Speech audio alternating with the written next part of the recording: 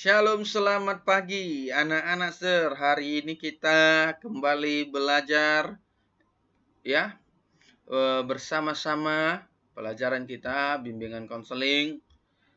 Materi pembelajaran kita adalah komunikasi yang efektif ya. Anak-anak Sir, untuk mengawali pembelajaran ini mari kita bersatu di dalam doa. Tuhan Yesus yang baik, kami bersyukur kepadamu buat kesempatan yang telah Kau berikan kepada kami gunakan untuk belajar. Ajarilah kami Tuhan, agar kami dapat mengerti, memahami komunikasi yang efektif, dan kami Tuhan dapat berbicara, berdiskusi, menyampaikan pesan-pesan ya Tuhan, sehingga dapat itu dimengerti oleh orang yang mendengar apa yang kami sampaikan, dapat mengubah cara pandang, perilaku seseorang itu boleh berubah ya Bapa. Tuhan Allah kami yang hidup, kami mulai pembelajaran ini di dalam nama Tuhan Yesus kami sudah berdoa dan mengucap syukur. Haleluya. Amin. Anak-anak Sir, kita belajar komunikasi yang efektif ya. Kita akan mendengarkan bersama-sama apa pendapat para ahli. Ya. Komunikasi yang efektif menurut pendapat Jalaluddin dalam bukunya Psikologi Komunikasi menyebutkan komunikasi yang efektif ditandai dengan adanya pengertian, dapat menimbulkan kesenangan, mempengaruhi sikap, meningkatkan hubungan sosial yang baik, dan pada akhirnya menimbulkan satu tindakan. Menurut MC Kroski, Larson, dan Knapp mengatakan bahwa komunikasi yang efektif dapat dicapai dengan mengusahakan ketepatan atau akurasi yang paling tinggi derajatnya antara komunikator dan komunikan dalam setiap komunikasi. Komunikasi yang lebih efektif terjadi apabila komunikator dan komunikan terdapat persamaan dalam pengertian, sikap, dan bahasa. Menurut Effendi, komunikasi yang efektif adalah komunikasi yang menimbulkan efek tertentu sesuai dengan tujuan yang ingin dicapai. Dapat kita simpulkan, komunikasi yang efektif adalah proses penyampaian pesan kepada penerima, pendengar pesan. Ya, pesan yang disampaikan dapat dipahami oleh si penerima pesan. Pesan yang disampaikan itu dapat menimbulkan efek tertentu sesuai dengan tujuan yang ingin dicapai. Artinya, pesan yang disampaikan dapat mengubah cara pandang pendengar, mengubah sikap atau perilaku pendengar, serta dapat meningkatkan hubungan sosial yang baik. Ada beberapa efek komunikasi. Yang pertama itu efek kognitif. Apa itu?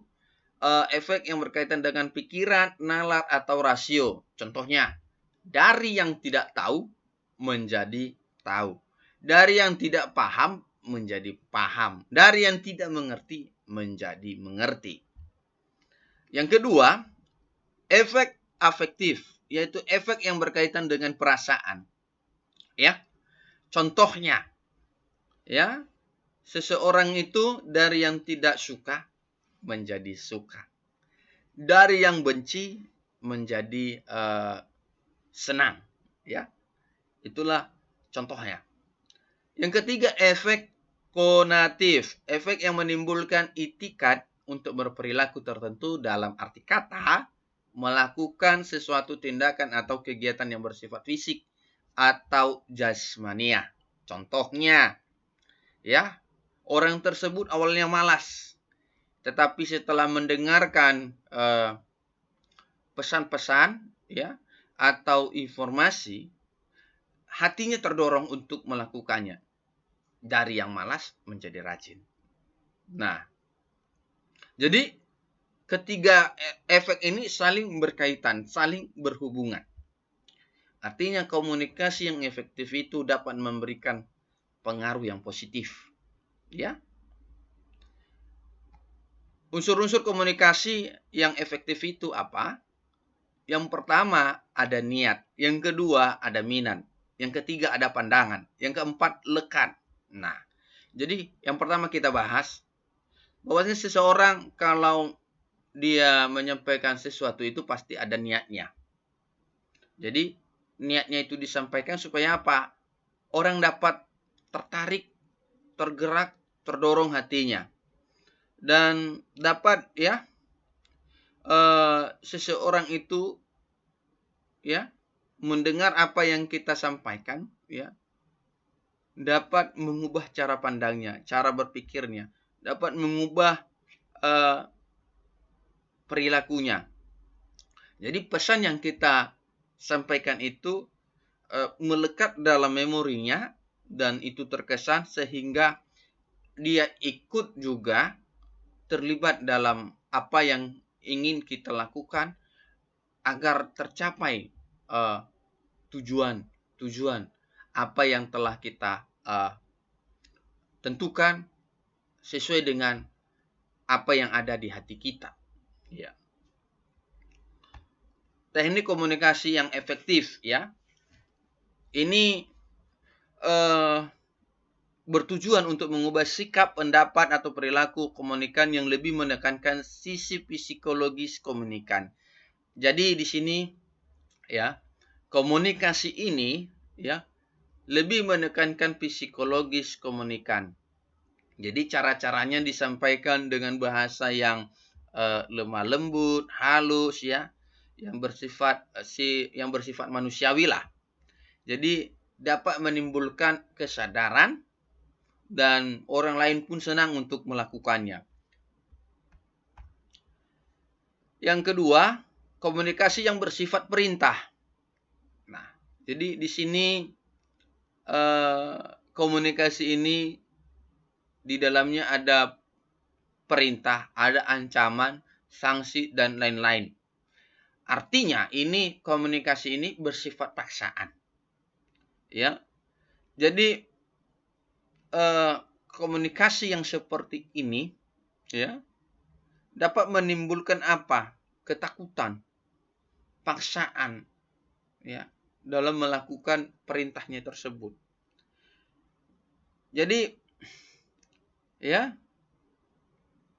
ini juga dapat bersifat kering ya. Artinya ya ada interest atau muatan kepentingan untuk meraih kemenangan dalam suatu konflik. Perdebatan dengan menepis argumentasi yang lemah kemudian dijadikan untuk menyerang lawan. Ya, jadi kalau ini untuk orang-orang yang terlibat dalam politik, ini sering sekali digunakan ini. Ya, yang berikutnya hubungan manusia. Nah, hubungan manusia di sini lebih dia bersifat human relation. Artinya hubungan manusia dan hubungan antar manusia. Yang dalam kaitannya pelaksanaannya ya terkandung nilai-nilai kemanusiaan serta unsur-unsur kejiwaan yang amat mendalam. Seperti halnya mengubah sifat, pendapat atau perilaku seseorang. Kalau dilihat dari sisi komunikasi ya, ini termasuk ke dalam komunikasi interpersonal. Jadi komunikasi ini lebih bersifat dialogis. Jadi hubungan manusia pada umumnya dilakukan untuk menghilangkan apa? Hambatan-hambatan komunikasi, meniadakan salah pengertian dan mengembangkan tabiat manusia. Untuk melakukan hubungan manusia biasanya digunakan beberapa teknik pendekatan. Yang pertama emosional, yang kedua sosial, budaya. Anak-anak Sir, inilah materi pembelajaran yang boleh Sir sampaikan. Ada tugas, ya tugas ini dikerjakan minimal 1 lembar. Minimal 1 lembar. Kalau sudah selesai, kirim melalui WA pribadi Sir.